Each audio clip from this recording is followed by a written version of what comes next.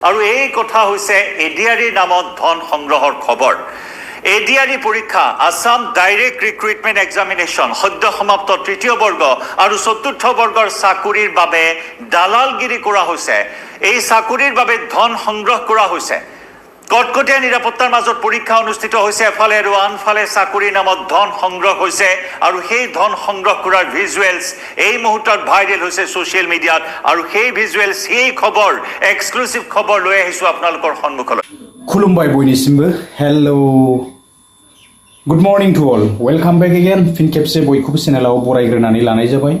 तो जायफोरा मोजां मोनो निश्चय नोंथांमोना भिडिअखौ नायलांनो हागोन। बिदिब्ला आङो दिनैनि भिडिअखौ जागायलांदिनि। आङो मोननैसो आपडेट्स लानानै फिन खेबसे आंनि चेनेलाव आङो समायाब्लाबो फैफिनबावबाय लोगोफोर।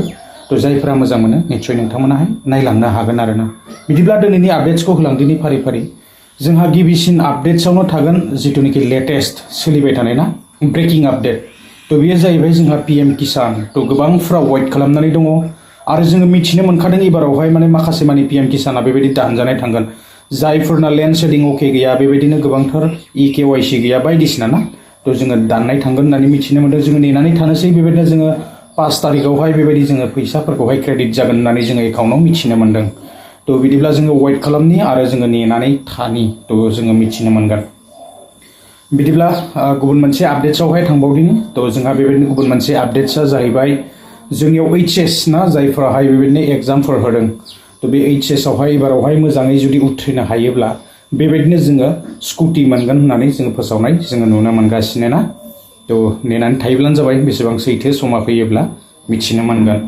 तो बिदिब्ला जोङो गुबुन मोनसे आपडेट्सआवहाय थांबावदिनि लोगोफोर। दिनैनि गुबुन मोनसे आपडेट्सआहाय जाहैबाय जोंहा बेबायदिनो CM-AAA सोलिबाय थानाय जिथुनिखि आपडेट्स CM-AAA आवहाय जोंहा गोबांथार बेबायदिनो कनफिउज आरो डाउटफोर दङ।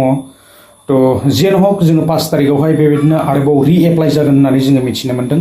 जायफोरा खालामनो सानदों वेट खालामनानै थानो हागोन आरो बेबायदिनो समा फैयोब्ला 5 तारिख जानाय लोगो लोगो जोङो बेबायदिनो वेबसाइटआ गेवगोन आरो गेवोब्लाथाय जोङो बेवहाय बेबायदिनो एप्लाइ खालामनानै लानो हागोन आरोना। तो जायफोरा गोसो इच्छा थानायफोराहाय हागोन।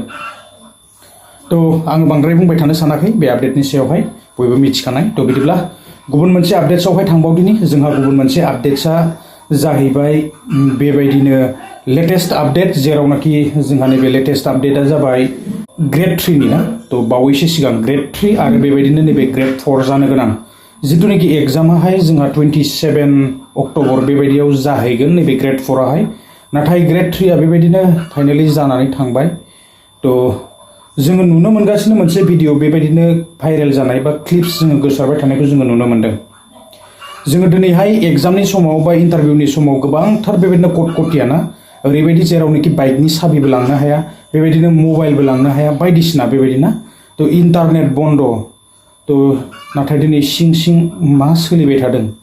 तो जोङो दिनैहाय बेबायदि मोनसे भिडिअआ भाइरेल जानायखायसो जोङो दिनैहाय बेखौ नुनो मोनबाय। नाथाय बेबायदिनो आरोबाव सिङावहाय बेबायदिनो सोलिबावगासिनो नामा खना खनला। तो साननो गोनां बाथ्राया बेसो जानानै फैदों। दा दिनै गोबां खस्थ' खालामनानै बेवहाय लाइन फाथिनानै बेबायदि गोबांफोराहाय इन्टारभिउ होदों। गोबांफोरा बेबायदिनो एग्जामफोरखौ होदों। नाथाय जुदि बेयाव दिनै सोरबा रां थानाया सिगाङावनो जुदि होग्रोनानै दोनोब्लाना तो बेयो साननो गोनां बाथ्रा जानानै फैगोन। आरो बेवहाय इन्टारनेट बन्द' खालामनाया दैयाव थांगोन। बेबायदि जुदि जाथारोब्ला जोङो बेखौ नाटक होननानै जोङो मिथिनो मोनगोन आरो। तो बेसेबां सैथो जोङो समा खिन्थागोन। जोङो नेनानै थागोन आरो बेबायदिनो खना खनलाहाय दिनै जोङो गासैबो क्लिप्सखौनो जोङो मोनजोबाना। तो सोरनिबा न'आव सोलियोब्ला जोङो बेखौ मोना ना।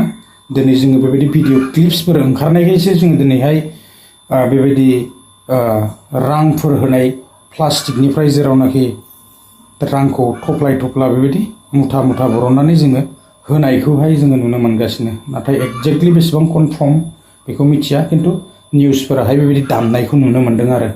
बेयो निस्सय जानांगौ बेबायदि ग्रेड 3 आरो ग्रेड 4 नि थाखाय बेबायदि घुस ना।